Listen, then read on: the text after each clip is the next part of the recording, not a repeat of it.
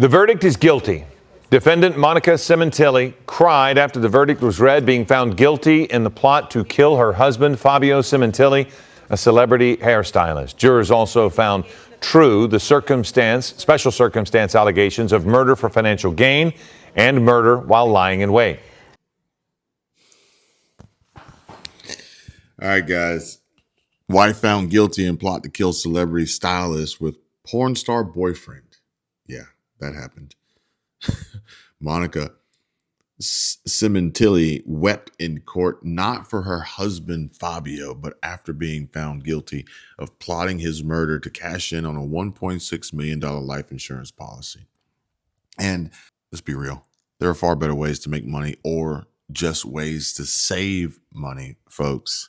But stay tuned, because I'm going to tell you guys all about that. But first, this one here should really anger you, and what Joe Rogan exposed on his podcast. Wall Street A says, now this is mind-blowing. Joe Rogan, Kids Wish Network.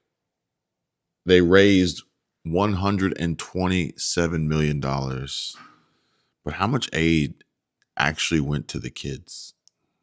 Kids Wish Network. Look at this. They raised $127 million. They paid the solicitors $109 million. And they spent percentage on direct cash aid to the actual kids is 2.5%. 2.5%. Look at the Cancer Fund of America. Less than 1% went to the actual thing. Yeah. Meanwhile, Monica's over here trying to get 1.6 million. She's trying to keep all that money. Not going to happen, though. People of the state of California versus Monica Cementelli in case number BA 452-97502. We, the jury, in the above entitled action, find the defendant, Monica Cementelli, guilty of the crime of murder in violation of Penal Code Section 187A, a felony as charged in count 1 of the indictment. We further find the murder to be of the first degree. We further find the allegation that the murder of Fabio Cementelli was intentional and carried out by the defendant, Monica Cementelli, for financial gain within the meaning of Penal Code Section 190.2A1 to be true. We further find the allegation that the defendant, Monica Cementelli, intentionally killed the victim by means of lying in wait within the meaning of Penal Code Section 190.2A15 to be true. Dated April 11th, 2025, juror seat number 10, foreperson. In the same case, title, and cause, we, the jury, in the above entitled action, find the defendant, Monica Cementelli, guilty of the crime of conspiracy to commit murder in violation of Penal Code Section 182A1, a felony as charged in count 2 of the indictment. Dated April 11th, 2025, juror number 10, foreperson. You know she's only mad she got caught. You know she's only mad that she got caught, and she's going to prison. After deliberating for over 7 hours, a jury finds Monica Cementelli guilty of murder and conspiracy in the stabbing death of her husband. Court TV asked the judge get it right. And Law and Crime Network says, breaking, a California jury found Monica Cementelli guilty of murdering her husband, Fabio Cementelli. Monica instantly burst into tears and was spotted shaking her head as the guilty verdict was read. In the 8 years since the murder, Robert Baker, the man Monica Cementelli was having an affair with, pled no contest back in 2023 to killing Cementelli. He's serving life without parole. A third person, Christopher Austin, pled guilty to second-degree murder in exchange for his testimony. He'll be sentenced next month. Justice was served today. It's the most beautiful day for our family. Our spirits are lifted. My brother can now rest in peace. And the murderers that have deceived him are exactly where they belong today. We are overjoyed that she will spend the rest of her life in jail. No parole. Monica Cementelli's defense team says it will appeal. And speaking of appeals, Monica Cementelli's defense team, her legal team, is fighting for a second chance with her conviction. But here's another kind of appeal that caught my attention. And I recently received a great comment from one of you guys on a previous video about navigating Medicare. And it's a reminder that I want you guys to take a look at here. I'm going to put it on the screen so you can see it. of how important it is to explore your options. And that's why I want to encourage everyone to call Chapter for your free phone call and help with Medicare plans. And it's an appeal for your peace of mind. And they're there to guide you guys every step of the way. The comment that I got says, "Thank you, Kevin, for telling us all about the Medicare helpline. I'm definitely going to call them on Monday. Also, the 17-year-old boy who stabbed the other boy in the chest, the tent is on school property, and I'm sure the school has a no knife rule or policy prohibiting all weapons on school property, like all the schools here in Missouri." That was actually in response to a conversation, I believe, yesterday we were having in regard to what Tim Pool had said about Carmelo Anthony. But more importantly, I want to highlight that you don't have to wait until Monday. You can call them now. It's Saturday morning when I'm recording this, but you don't have to wait until Monday. You can call them now. You can call them tonight. You can call like whenever. So don't feel like you have to wait. I just want to let you guys know that. And I also want to let you guys know that what Chapter does is they look at every single plan in your area to find the best plan for you, and have already, based on you guys calling and you guys telling me, and already on average with you guys giving them a call, have already helped multiple viewers, channel subscribers, save $1,100, $1,100 a year, with some even getting money back in their Social Security checks, which I think is extremely important considering the latest from the SSA, Social Security Administration, and the letters that they've been sending out. Quick comment. Did you guys get a letter? Did you receive a letter? Particularly the most important part of that letter being the confusing language and legal jargon as it focuses on overpayment notices, which is causing a lot of concern. I know, because you guys have been telling me. And they send these letters out every year typically after the tax returns reveal folks' earnings exceeding the limit for early retirees. For example, I think it was like $23,400 for 2025, triggering overpayments. And this year, reduced SSA staffing has already made it harder in resolving these issues, and a policy shift to 100% benefit withholding for unaddressed payments is heightening urgency. If you guys want more on that, let me know. We can talk about it in the next video. Can we talk about Kristi Noem and these ridiculous photo ops?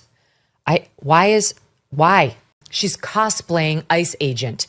I don't really love Kristi Noem. My audience knows that. She lost me with a few things, but really shooting the puppy in the face was ridiculous. And then the alleged affair with Corey Lewandowski, that's very bad, while she's parading herself as this family woman. And she came on the show and she really had me. She had me as this like family woman. And I read her book and then just so many things. But anyway, I am past that. I am totally rooting for her. CPB, she's not an agent. She is an administrative policy person appointed by Trump because she was very loyal to him. Fine. But stop with the glam. I mean, she looks like I look right now, but she's out in the field with her gun being like, we're going to go kick some ass. No one wants you there. Here she was because that photo op we just showed included video. And here's how she described the big mission she was about to go on. Here we are with Marco and Brian today. They're letting me roll with them. We're going to go out and pick up somebody who I think is got charges of human trafficking. We earlier had an op that swept up somebody who was wanted for murder. So appreciate the good work that they do every day, and we appreciate them working to make America safe. She doesn't even know who they're arresting. Someone who I think is wanted for human trafficking. That's just a dumb mistake. This undermines, look at how we spent the first 40 minutes of the show, what we were talking about, right? Like, are we getting the right people? Who's on board those flights to El Salvador? She's the secretary of DHS. It is not helpful to Team Trump in these courts every day to have the DHS secretary being like, I think he did human trafficking. And next thing you know, that guy's in El Salvador in prison. Stop trying to glamorize the mission and put yourself in the middle of it as you cosplay ICE agent, which you're not. Why does she have to keep doing this? She's doing a great job. Like, her actual performance as DHS secretary, in my view anyway, has been amazing.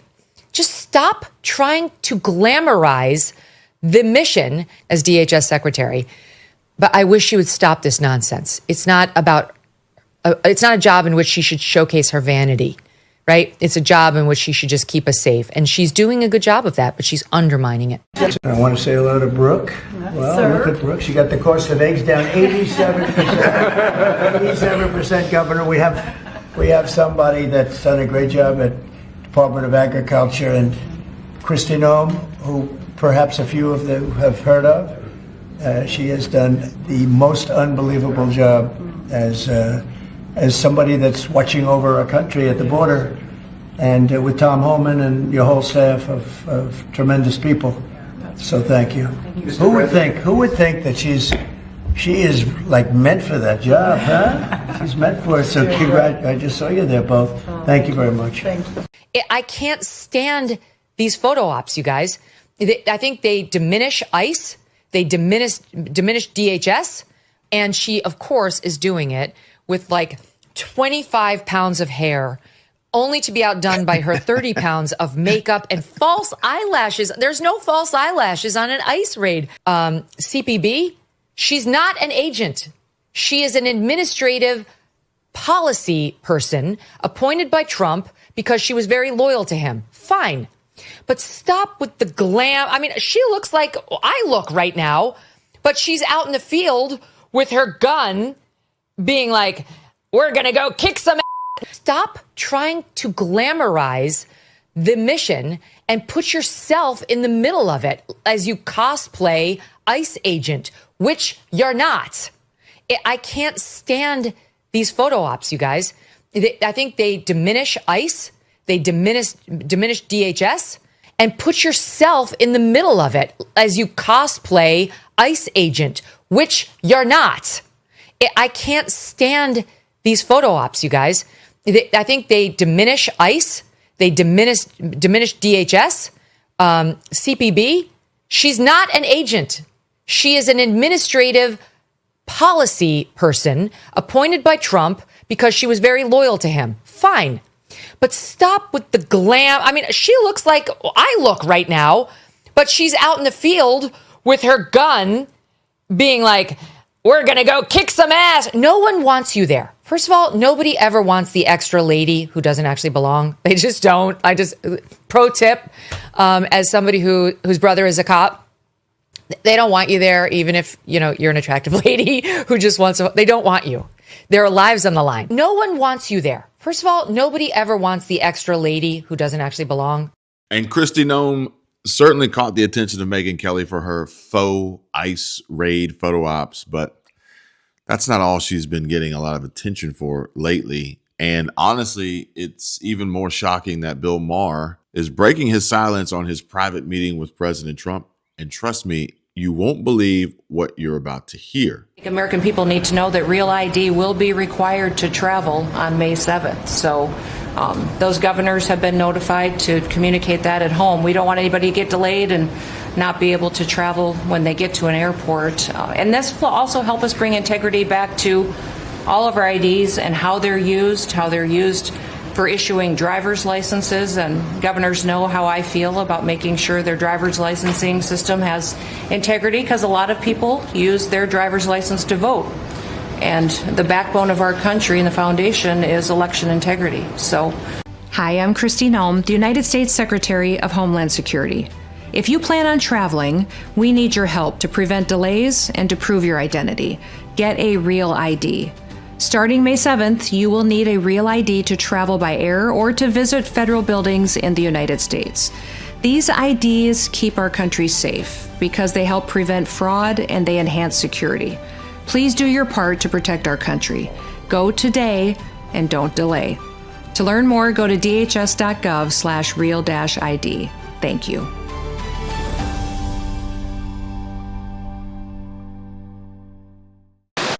Breaking. DHS security Kristi Noem announces all adult citizens will need real ID to fly starting in May.